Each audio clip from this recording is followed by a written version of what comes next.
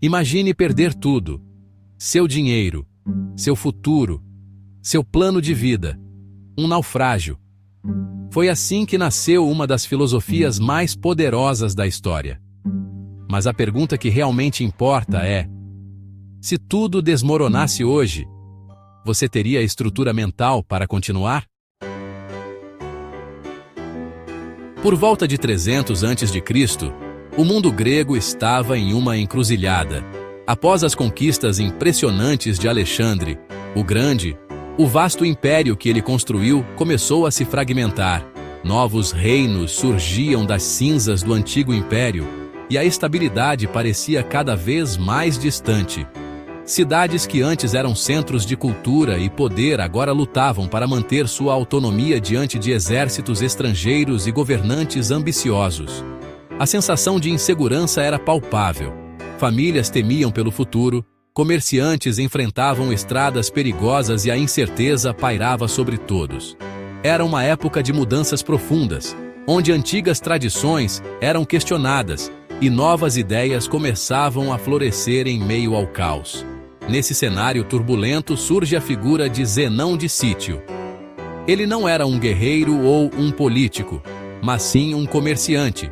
Alguém acostumado a navegar entre cidades, negociar mercadorias e lidar com os riscos do mar. Zenão vinha de uma família de mercadores e, como tantos outros, buscava prosperar em um mundo imprevisível. Seu trabalho exigia coragem, inteligência e uma dose de sorte, pois o comércio naquela época era repleto de perigos, desde piratas até tempestades inesperadas. Mas tudo mudou em uma única viagem. Durante uma travessia, seu navio foi surpreendido por uma tempestade violenta. Ondas gigantescas e ventos impiedosos destruíram a embarcação, lançando Zenão e sua tripulação à mercê do mar. O naufrágio foi devastador. Ele perdeu toda a sua carga, sua fortuna e quase a própria vida. O que parecia ser o fim de sua trajetória como comerciante, na verdade, seria o início de algo muito maior. Sem recursos e sem rumo, Zenão chegou a Atenas, a cidade que ainda era o coração intelectual do mundo grego. Desolado, ele buscou refúgio nos livros e começou a ler sobre Sócrates, o grande filósofo que questionava tudo e todos. As ideias de Sócrates despertaram em Zenão uma curiosidade profunda sobre a vida, a virtude e o sentido da existência. Ele passou a frequentar livrarias e a ouvir debates filosóficos nas praças da cidade. Em meio a esse novo universo, Zenão fez uma pergunta simples, mas poderosa: onde encontro homens assim? Onde estão aqueles que vivem de acordo com as ideias que defendem, que buscam a sabedoria acima de tudo? Essa busca o levou a conhecer grandes mestres e a mergulhar no estudo da filosofia. O naufrágio, que parecia uma tragédia pessoal, acabou sendo o ponto de partida para uma revolução intelectual. A pergunta de Zenão não só mudaria sua própria vida, mas também influenciaria o pensamento ocidental por séculos. Assim, de um desastre nasceu uma nova maneira de ver o mundo. Zenão começa a ensinar em um pórtico chamado Stoa Poikile. Stoa significa pórtico, daí vem o nome estoicismo. Mas a essência não era o lugar, era a ideia central. Você não controla o que acontece, você controla como reage. Virtude é o único bem verdadeiro. Os primeiros estoicos estruturaram a filosofia em 3 pilares fundamentais, que serviram de base para todo o pensamento ocidental posterior. Eles acreditavam que, para viver uma vida plena e significativa, era necessário compreender e praticar esses 3 domínios do saber. Cada pilar representava uma área essencial do desenvolvimento humano e da busca pela sabedoria. O primeiro pilar é a lógica, a arte de pensar corretamente, de argumentar com clareza e de distinguir o verdadeiro do falso. Para os estoicos, dominar a lógica era fundamental para evitar enganos, tomar decisões sábias e compreender o mundo ao nosso redor.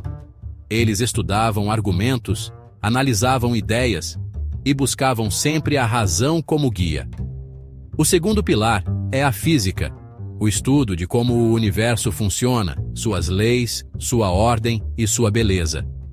Os estoicos viam a natureza como um todo interligado, regido por uma razão universal. Entender a física era, para eles, compreender nosso lugar no cosmos e aceitar os acontecimentos com serenidade. O terceiro pilar é a ética, a reflexão sobre como viver bem, agir com virtude e buscar a excelência moral.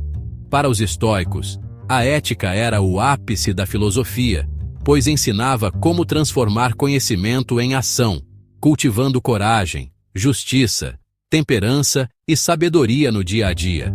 Entre os principais nomes que desenvolveram essas ideias estavam Cleantes de Assos e Crisipo, dois grandes pensadores que expandiram e aprofundaram o estoicismo.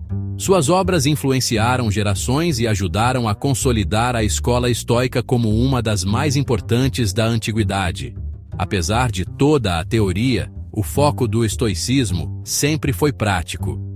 Aplicar os ensinamentos filosóficos na vida cotidiana, enfrentando desafios, lidando com emoções e buscando a serenidade mesmo diante das adversidades. O estoicismo não prometia felicidade instantânea ou soluções fáceis. Em vez disso, oferecia um caminho para desenvolver força interior, resiliência e equilíbrio emocional. Era uma filosofia para quem buscava não apenas entender o mundo, mas também viver de forma mais sábia e corajosa. Séculos depois do surgimento do estoicismo na Grécia, essa filosofia atravessa o Mediterrâneo e chega à grandiosa Roma. A cidade, já famosa por seu poder militar e sua arquitetura monumental, agora se torna também um centro de pensamento filosófico. O estoicismo, com sua ênfase na razão, na virtude e no autocontrole, começa a influenciar não apenas os estudiosos, mas pessoas de todas as classes sociais. E olha só, algo realmente impressionante acontece. Em Roma, um ex-escravo e um conselheiro imperial seguem a mesma filosofia. Epicteto, que nasceu escravo e conquistou sua liberdade, tornou-se um dos maiores mestres do estoicismo. Sêneca, por outro lado, era conselheiro do imperador Nero, um dos homens mais poderosos do império. Apesar de suas origens e posições tão diferentes, ambos encontraram no estoicismo um caminho para a sabedoria e a serenidade diante das adversidades da vida. E não para por aí. Marco Aurélio, o próprio imperador de Roma, também se torna um dos mais célebres praticantes do estoicismo. Ele não só governou com base nesses princípios, mas também escreveu reflexões profundas sobre como viver com virtude, justiça e autocontrole, mesmo diante das pressões e responsabilidades de liderar um império. O que tudo isso nos mostra? Que o estoicismo não depende de posição social, riqueza ou poder. Ele é uma filosofia acessível a todos, do mais humilde ao mais poderoso. O que realmente importa não é o status, mas o caráter, a busca pela virtude e a capacidade de enfrentar a vida com coragem e sabedoria. O estoicismo nasceu em crise, cresceu em instabilidade e sobreviveu por mais de 2000 anos. Por quê? Porque ele não tenta controlar o mundo, ele ensina você a controlar a si mesmo. E, sinceramente, essa habilidade nunca sai de moda.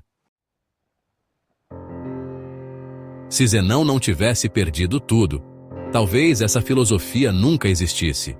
Às vezes o caos não é o fim. É o começo inesperado da sua disciplina e transformação.